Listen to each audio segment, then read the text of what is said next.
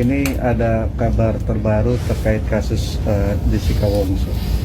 Salah satu Kadif Propam Mabes kemarin sempat ada obrolan atau cerita bahwasanya yang membunuh ini bukan Jessica Wongso.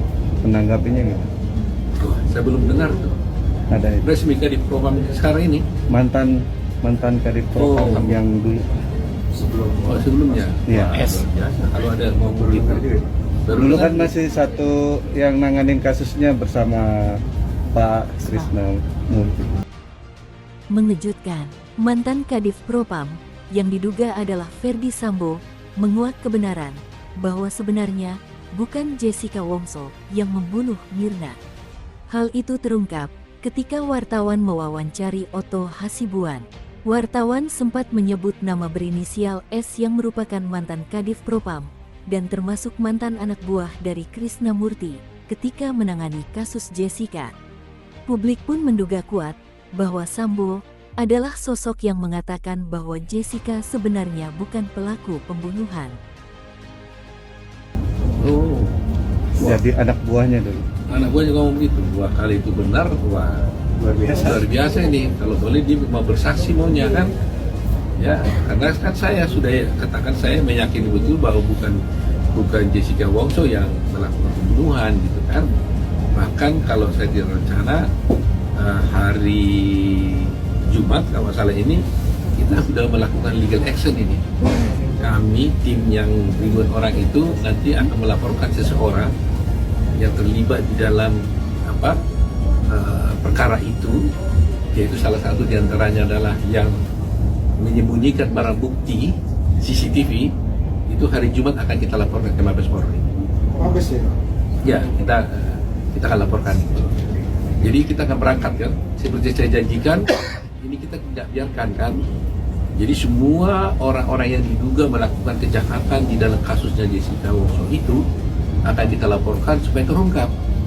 Dan dengan terungkap, negeri ini baik, kepolisian juga namanya bagus, ya kan? Itu sebanyak katakan, saya harapkan kalau ini kita laporkan kepada polisi dan dia pun ada oknum polisi di dalamnya, tolong jangan diproteksi, nggak usah, tapi harus ditindak. Dalam pernyataannya, Pak Edi Darmawan ini sering menyebut nama seorang pejabat di institusi kepolisian. Nah, sebagai orang yang malang melintang di dunia hukum ini, Pak ya, apa sih Pak yang Bapak lihat dari pernyataan Edi Salihin seperti itu? Jadi kalau saya lihat Edi Salihin ini kenapa dia bicara ya?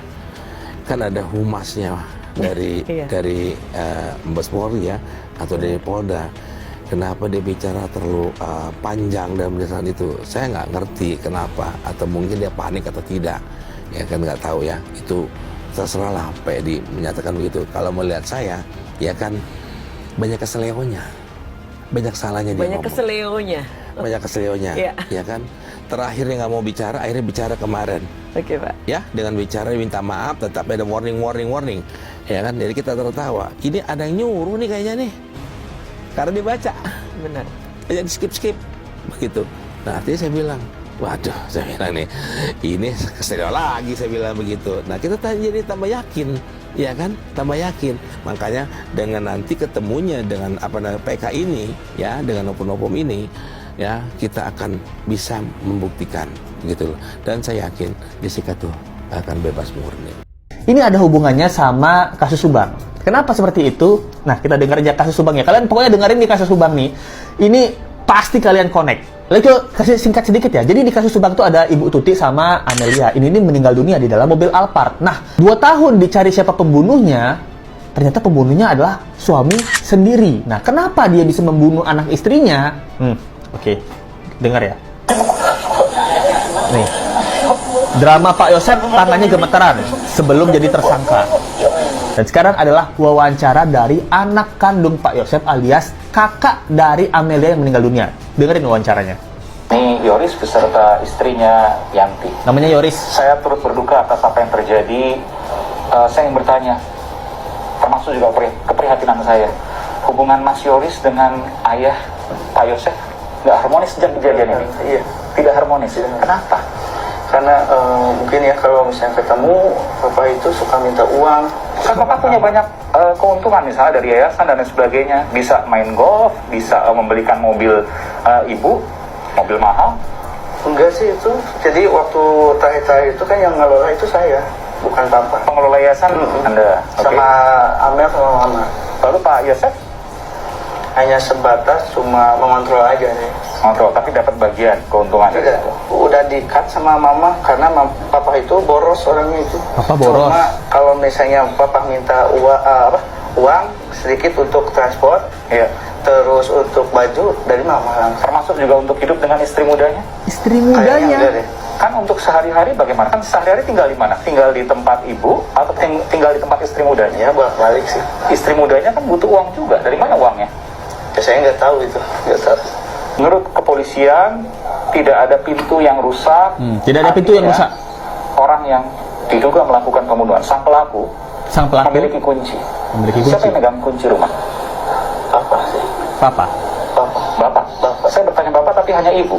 Oke, jadi dari kesimpulan ini kan sudah ada beberapa persamaan ya. Pertama persamaannya, Bapak Yosef ini yang tadi jago acting itu, nah ternyata adalah suami dari Ibu Tuti. Nah, suami ya.